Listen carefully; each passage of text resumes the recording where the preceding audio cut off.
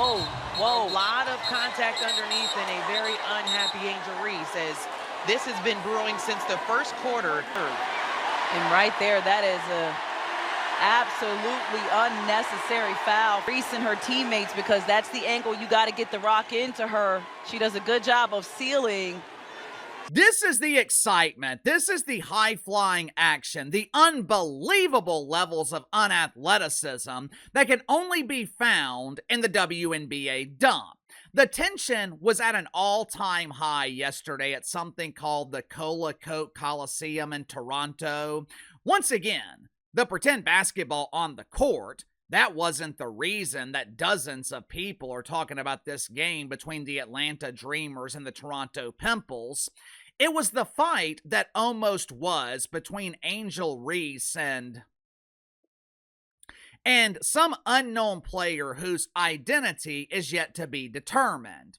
Unfortunately for the WNBA, the missing identities of 99% of the players in this dump of a league, that's not the only thing that seems to be missing.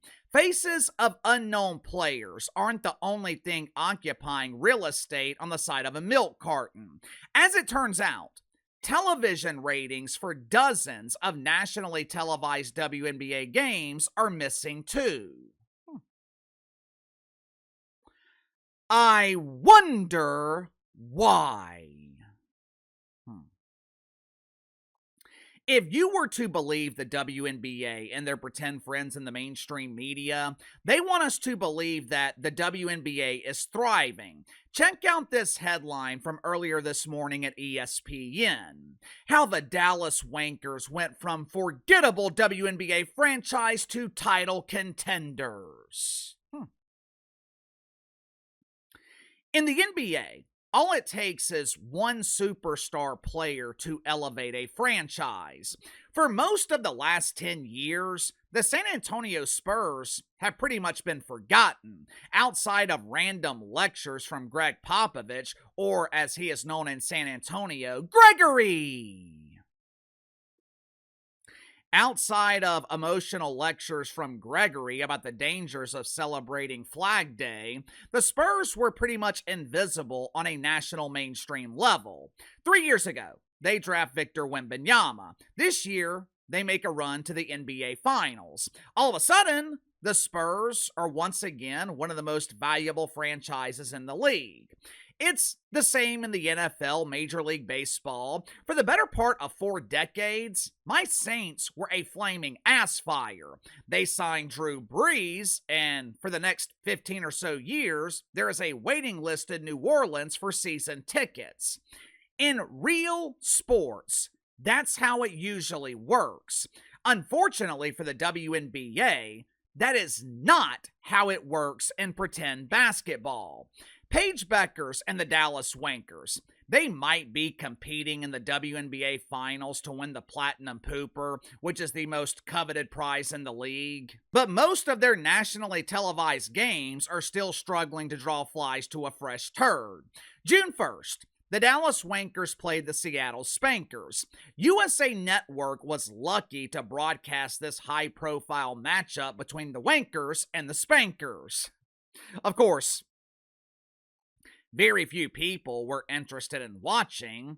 Paige Bueckers, who the mainstream media continues to claim is a huge star. According to the media, Paige Buckner is the face of the WNBA, and the face of the league drew 420,000 viewers.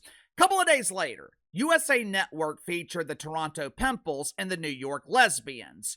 200,000 viewers. Now, when the New York Lesbians played Caitlin Clark on CBS, they drew 2.6 million.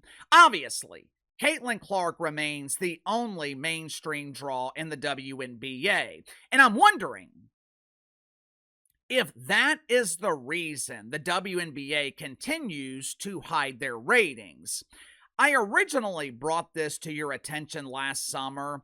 Last year, once Caitlin Clark was injured and pretty much lost for the rest of the regular season, I started noticing that WNBA ratings were mysteriously missing. Now, at the time, it was only a handful of games where ratings were not being reported.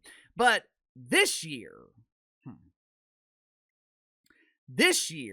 it is damn near impossible to find ratings for most WNBA nationally televised games. We're a month into the regular season. Now, the WNBA is supposed to have 216 games nationally televised this season, which means there's probably been around 40 games featured on national television to this point, and according to my research, ratings are missing for about half of them.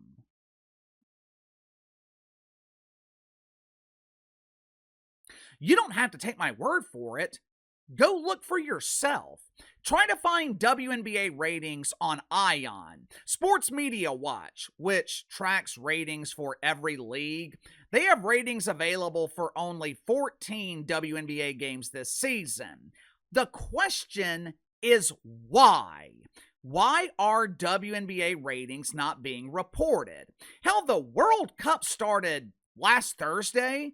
Ratings were available almost immediately. You can find ratings for the UFL. You can find ratings for something called Banana Ball. But if Caitlin Clark's not involved, or the rare case where ratings are favorable, WNBA ratings seem to mysteriously disappear, and it's happening with more and more frequency. I can only speculate as to why ratings are not being reported, but my guess is the ratings aren't good. I want you to think about something. For starters, if you have been following my channel for years, I'm sure you guys have noticed that I am talking less and less about the WNBA. We were talking about this dump 6 years ago when no one knew the league existed. For the better part of the last 2 years, pretend basketball was in regular rotation here on the channel, but this year, WNBA topics are less and less frequent. Why? Well, in my opinion, there's really nothing interesting to talk about. Uncle KC does not like pretend basketball. Unlike other channels, I am not breaking down pretend basketball games. And unless it is absolutely necessary, I ain't watching them either. Unless something interesting is happening in the WNBA dump, I'm not wasting my time or yours talking about it. And this year, there's just not much happening that I find to be compelling. Think about it. What is the major storyline right now in the WNBA? What is the story that is capturing the attention of the mainstream? Uncle KC, Angel Reese is dominating. The Atlanta Dreamers are one of the best teams in the league. Angel Reese has finally figured out how to make 40% of her layups. While that's great for Angel Reese, it's not necessarily great for the WNBA. When Angel Reese is struggling, when Angel Reese is missing layups while standing on an 8-foot ladder, it gets people talking, it generates interest. When Angel Reese is performing well, it generates silence. It's the same with Caitlin Clark. I don't know if you noticed this. Caitlin Clark, or at least her fan base, they only generate interest when they have a perceived enemy.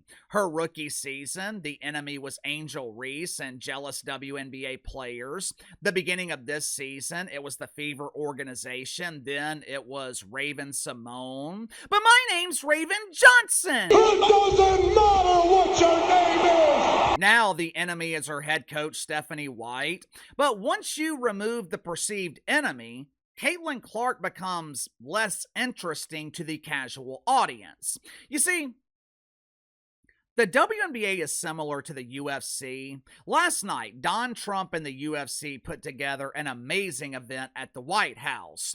Normal people are praising the event. The wanker spankers in the mainstream media, they're criticizing it. This is a threat to our democracy. Why are we hosting cage fights at the White House during Pride Month? That is so barbaric. Well, Christmas is a month of unity and love. We shouldn't be fighting each other. We should be loving each other.